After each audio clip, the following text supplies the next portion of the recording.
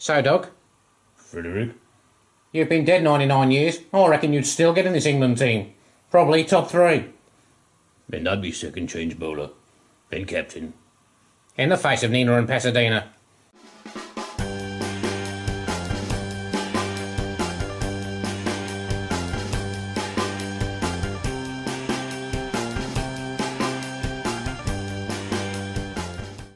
I am Zadran. I am 7'3" and made of fire. I think it's important to point out that there's never been a human before or in present who could have ever really worked out that Indian bowlers were going to be this good. No, I think even the greatest creative minds in the history of humanity would not necessarily have picked that one. I think if Salvador Dali had continued painting pictures as surreal as he could possibly imagine for the rest of eternity, I'm not sure he would have painted one of India's seamers hitting a merciless line and length to stifle the South African batting. And a decent pace as well, Yeah, and with good a little bit of seam movement. And obviously, we knew Ashwin was good, but we didn't know he'd be in this good form. I mean, they just look really good. Now, it is worth saying that I'm not quite sold on the South African batting lineup, and no one's sold on the Pakistani batting lineup. But there are so many good signs. They already look like a better team, and I don't think their batting is anywhere near as good as it can get. No, the batting's got a lot to come. They haven't really made the most of the last few overs in both games. Definitely helped against South Africa by A.B. de Villiers, the greatest batsman in the world today, I would think, on most measurements, running himself out for, I believe, the 11th time in ODI cricket. He gets run out almost twice as often as other top 6 batsmen. And when you are as good as he is, that is very, very stupid indeed. I think he's too quick. I think he thinks, I'm A.B. de Villiers, I'm faster than Usain Bolt, I'm going to make this run. And India's fielding as well. So what has happened to the real India that we enjoyed so little during their tour of England and their tour of Australia? Yeah, I think it's also important to know that India have been feeling good, but they haven't come to Hagley Oval. And once you come here, you can't field. This is a bad fielding ground. Everyone knows it. Right. Watch out! Oh. Come on! Gerald, I very much like what you've done with your temporary tattoos here. There, say R. And because you're basically slamming the ICC, saying what you're doing with your 10-team tournament format is completely the wrong way round. Very clever. Temporary?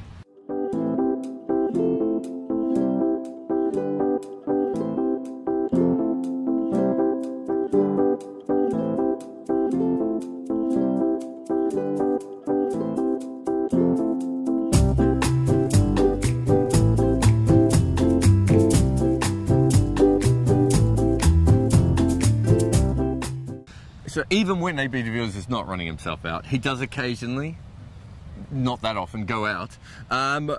There's not much there. It's this sort of black hole in the middle of the innings. I don't really trust Duminy in a big innings, and you know, well, their tail seems to start at about 7. Yes, last time they had, I think, Jan Borter coming in at 7 in their disastrous quarter-final with New Zealand. That's not enough depth. They seem to be replicating that. There's some things you want sufficient depth in.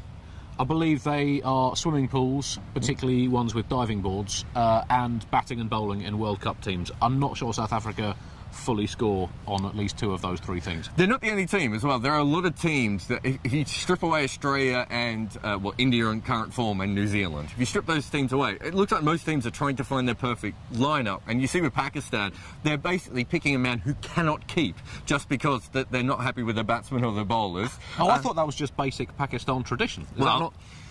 That's either or. My mistake. Yeah, and so you've got the same with with South Africa, don't you? And I suppose we've seen the same with England, when they're not quite sure what their perfect lineup is either. Unbeaten in one, Geralds. Yes. There's no substitute for form. Would you continue with balance? I wouldn't. Well, Balance was brought in. He's a steady player, very good technical player. Consistent. Well, he was brought in to provide consistency. He has provided that consistency. 10 against Australia, 10 against New Zealand, 10 today against Scotland. No other player has ever scored 10 3 times in an ODI tournament or series. That is as consistent can possibly be consistent.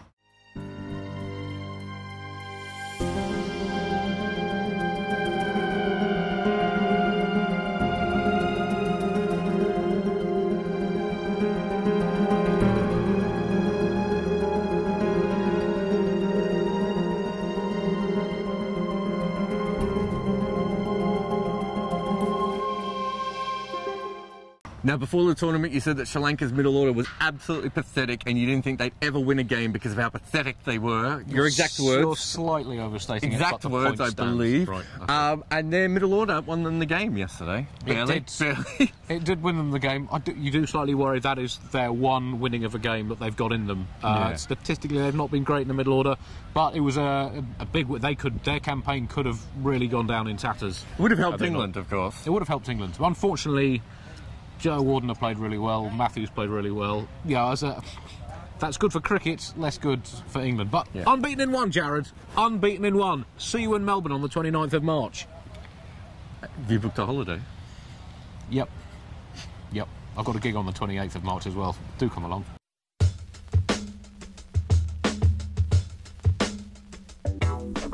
So, Tim Southey then, Spoff. You must have enjoyed that. What, skittling England? Of course I enjoyed it. Damn straight, big horse. I was thinking more of his magnificent swing bowling, not unlike your own.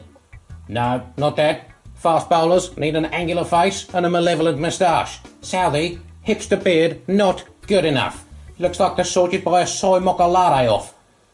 Oh, as an Englishman, I'd say Southey is a malignant spectre. A fast bowling spirit here to haunt us mere mortals. By which I mean he pitches it up and we miss it. We should have banned swing bowling when we had the chance. Grotesquely uncricket. A form of brutish savagery. He's a locked-out gangster set tripping banger. Whatever that means, I think I'd probably agree. Andrew, Hello, Jared. can you tell me a little bit about these bones and what they mean? So, osteomancy is the art of divining the future based on bones. Here we have some bones from a New Zealand lamb, and they can tell us exactly what's going to happen in the rest of this tournament. Okay. Could you tell us, for instance, I don't know, about Bangladesh? Bangladesh. Well, it looks like here, so this is quite thick at the top, this bone, but petering away to a smaller end, suggesting that they've got 3 points early on, but won't win the tournament. I think that's very much the future of Bangladesh there. And what's Afghanistan's future? Afghanistan, there. Big leg there. That's this tournament is giving Afghan cricket a leg up. That's what we can see from this. And I suppose lastly, New Zealand. Well, New Zealand here, as you can see, if you look very carefully, this is a very technical bone we've got here. Just underneath this bone, underneath the thin bone, underneath the wider bone, means they're going to lose in the semi-final. That's just what happens. I don't need the bones to tell you that. That is what happens in World Cups. And this is England. A potato.